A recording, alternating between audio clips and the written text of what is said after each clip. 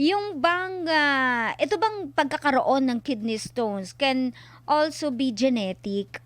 I mean, namamana ba ito? Let's say, meron kang yung magulang mo, no? Ha? Or iba pang member of the family is merong ganitong, tawag ano ba yun? Stone former. Stone Ayan. former, okay. Oo. So Pupwede with ba, Dok? regards yes, with regards stone former, ma'am, Mm. unfortunately, Mm. isa yan sa pwedeng maipamana ng mga magulang natin sa atin. Ay, naku naman. Wag na, wag na sanang manahin kasi hindi siya maganda. Pera na lang ipamana sa atin. Oo. Parang Ha? katulad lang din yan ng ibang mga sakit, 'di ba? May mga pasyente na may Yeah, diabetic ang yes. parents.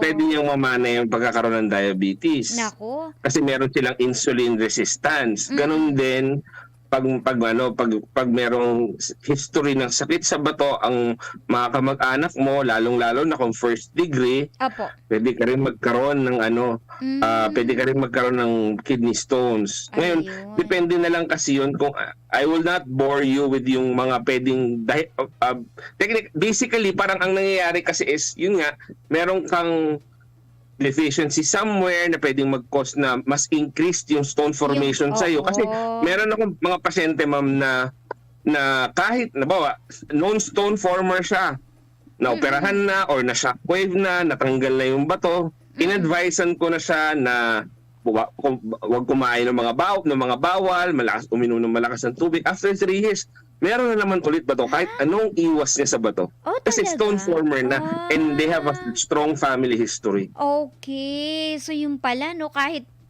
umiwas ka na sa mga ganoon, yung possibility is talagang, sabi nga, high risk ka na rin. Okay. So, ito Doc, uy may question dito, yun po bang nagte-take ng mga supplements, ayan, let's say, lalong-lalo na sa vitamin C, kung ikaw Mhm. ay, sobra, laging high dose ang pag-inom mo, nagdudulot ba ito ng kidney stones, Doc? Ayan. Yan.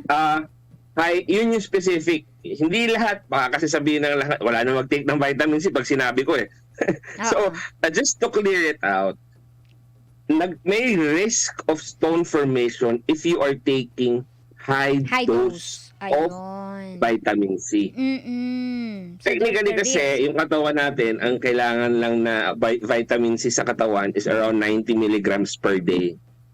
Pero di ba Okay. sanay tayo na yung iba 500 milligram a day, yung iba nagwa 1,000, Oo. 'di ba? So Oo. kasi ang problem, although Doc, kung gano'n na ang dami naman nagte-take ng 500 milligram, bakit yung hindi sila At saka, nagkakaroon ng bato? Konti Doc, lang. eto, no, meron talagang mga tablets, no, na supplements, vitamin C particularly, na formulated as 500 milligram.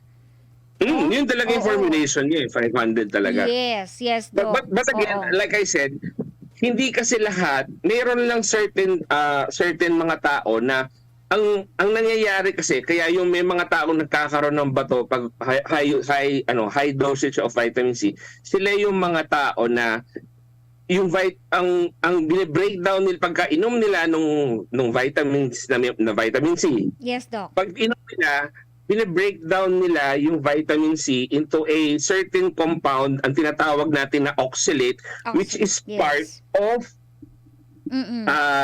isa sa mga pinaka-common na bato na pwedeng makita sa katawan ng tao, yung tinatawag natin na calcium oxalate stones. Yes, oo. Yun. So, Oo. vitamin C, ininom mo, bibi-breakdown siya ng katawan, tapos magiging oxalate siya, high dose pa yung iniinom, high dose pa, mataas yung sabihin natin, naka 1 gram ka a day. Oo. Pwede kang pero like I said, hindi siya nangyayari sa lahat. There are certain people na ganun, bine-breakdown nila to oxalate ang vitamin C, and nagiging, yun nga, this is a component of one of the most common stones, yung calcium oxalate stones. And again, mataas yung concentration ng oxalate sa ihi, sa dugo. Pagdaan sa kidney, sasalain ng kidney, mapupunta sa ihi. Oxalate particles, magbabind sa calcium, magdidikit-dikit, nagiging crystals, eventually magiging bato siya. Ayun, okay. So, there's the possibility. Pero, Yes. Doc, ikaw tanungin kita. Kasi, eto yung binabanggit no, na sige, depende sa tao na merong ikaw talaga ay gano'n 'no, na nagbe-breakdown yung vitamin C into oxalates 'no, calcium oxalates. Pero, ikaw bilang isang doktor, Doc, tanungin kita, gaano karami ang vitamin C na iniinom mo? Ayan, kasi Ako ba, yes, to Doc, be honest, ako nasa 500 milligram din ako. 500, oo. 500, which is So, which is the yun yung normal, which is the normal. oo, Ang, ayan. ang mga delikado, ang medyo delikado ng konti, since yan ba merong sino ba yung mga at risk na na high dosage of vitamin C? Yung mga nag-glutadrip. Ayan, oo, nakikita Diba, natin alam mo yan, common yan, di ba? Lagi Glutadrip. sinasabi ng mga sa mga drip center, ay ma'am, sir, Yung para mga mas mabilis dermatologist, ma-absorb yung oo. glutathione, kailangan natin ng High dose. ay vitamin C din. Ang taas ng Correct. binibigay sa kanila. Yan, oo. And Diba? not just the IV drip, Doc, no?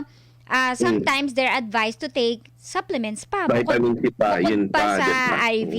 Yun Yes. nga, ang inaano ko, Doc, yun, nagkakaroon ng pagkakaiba when it comes to the advice of the doctor, no? Depende ba kung sinong doktor ang magsasabi sa'yo? Kung urologist ba o isang, beauty aesthetics o di kaya dermatologist? Pero I guess yung mga licensed dermatologist, they wouldn't tell that. Na, sige, Ganito high lang dose yan, tayo, ma'am. high dose. Wala kasing doktor na magsasabi sa'yo na it's bad to take 500 milligrams per Aha. day of vitamin C. Oo. It's okay. Oo. Walang doktor na kasi kung like I said, hindi lahat ng tao will can produce oxalate from the vitamin C. Kasi kung ganoon, edi nung pandemic, lahat tayo vitamin C tayo na vitamin C para makaiwas sa COVID kasi for stronger immunity. Oo. Dapat lahat ng Oo. bata umiinom nun, nagkabato na nga, ang daming may bato ngayon, 'di ba? Yes, oo. Pero ano nga no, siguro let's go doon sa sinasabing ano lang, no, right amount, no? Actually, sabi mo nga mataas pa yung 500 pero yung iba worst is they take 1,000, 2,000 milligram. 1,000, 2,000, may Oo. mga 2,000. Pero wag niyo nang pahirapan naman yung kidney niyo. Baka hindi naman kailangan din Yes. kasi ng sobrang dami ng vitamin C. Just enough, 'di ba, para sa ating immune system. So yung let's say 500 milligram that you take is already good, no? Para sa pagpapalakas ng ating naturalesa. Ayun. Okay. So yun. So yung sa nasabing overdose ng vitamin C, kung nagdudulot siya ng kidney stones, it depends upon the body of a Saka kung gaano person. kadalas, syempre. Oo, ayun. Kung araw-araw 2,000 ka, you're at risk. Ayan. Oo, ha? You're at risk. If you're Correct. everyday, ganun kang uminom ng lumaklas ng vitamin C. Meron ng may IV na, meron pang oral kang iniinom. Yan, Talagang oo. may possibility talaga. Kasi Pero if you're iba taking gusto vitamin C talaga, 500 milligram a day, Yes. I don't think Okay I don't naman think yung you're at risk. 500. Yan, oo. Pero more than that, yung grabing siguro gusto nila maging multo na sila sa puti. Ayan, Oo. kaya ganoon. Wag naman. Bumisigit sila sa dingding na pati hindi na sila makita. Kawawa naman yung inyong mga mga bato. Okay. Eto, Doc, ano po ang nire-recommend nyo if ever meron kayong pasyente na na-diagnose na may kidney stones? Ayan. Okay. Mhm. So, now, most of the time kasi, ang problema natin with kidney stones, pag maliliit lang siya, means most of the time, yung ibang pasyente walang nararamdaman. Di maganda, Doc, kasi wala silang nararamdaman. Yun nga yung nakakatakot dun, ma'am. Kasi pag wala kang nararamdaman, hindi ka magpapatingin sa doktor. Yan, opo. So, Oo. pag hindi ka nagpatingin sa doktor, may bato ka ng maliit, hindi ka nagpatingin sa doktor, so hindi ka magagamot. Mm-mm.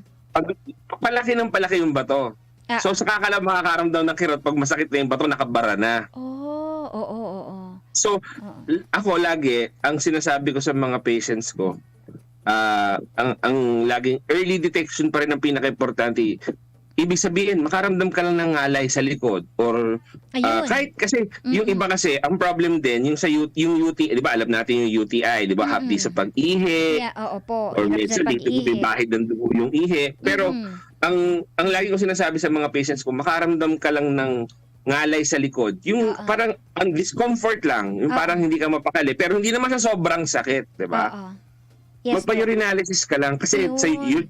yun yung pinakasimple sa lahat ng test na pwede mong gawin to have an idea kung meron kang kung meron kang bato or wala. Yes po. So ano ba yung hinahanap namin mga doktor sa urinalysis? Most of the time ang kidney stones, to be specific, Yes po. most of the time may kasama yung UTI kasi yung mismong bato na nasa loob ng kidney pwedeng pinanggagalingan ng bakterya. Kaya may UTI ka. Opo. And of course, yung dugo sa ihi. Meron din. Not necessarily umiihi ka na kulay pula. Pwedeng yung ihi mo, pag umiihi ka sa toilet bowl, is yellow ang kulay or light yellow. Pero pag tinignan sa microscope, makikita doon sa reading na bibigay sa resulta ng urinalysis mo, nakalagay doon RBC, 10 to 15, more than 30, yun. That's Yes. already a suspicion for us urologists na baka may bato ka. Baka pa lang.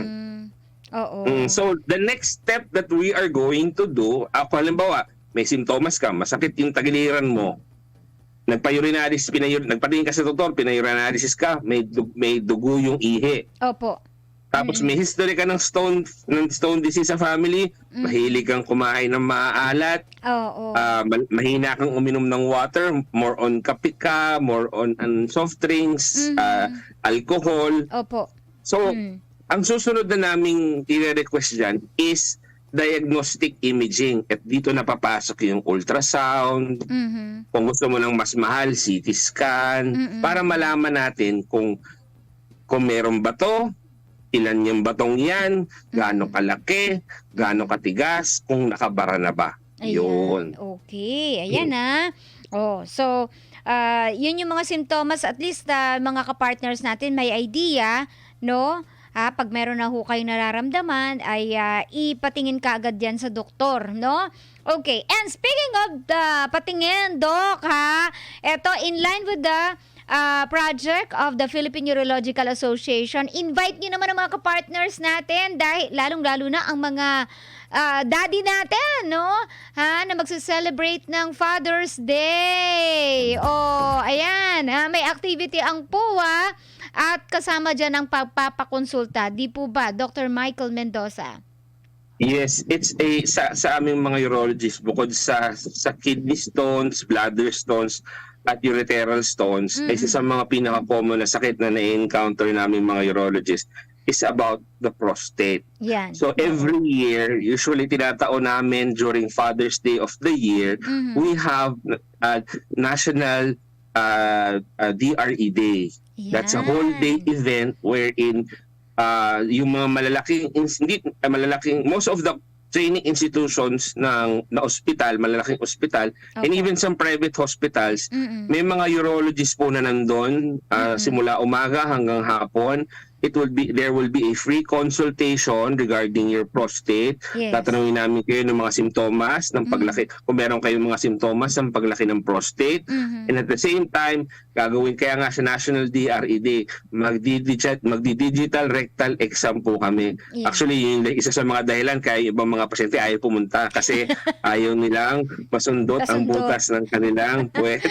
Pero yun, that is the simplest way kasi for us urologists to have an idea kung gaano kalaki ang prostate ng isang lalaki, kung ito ba ay malambot or matigas, at magbibigay sa amin ng idea or ng suspetsa kung ito ba ay dahil lang bang prostate sa pagtanda or dahil prostate cancer na. Nako, ayan mga So kapartners. yung itong event na to, ma'am, is free.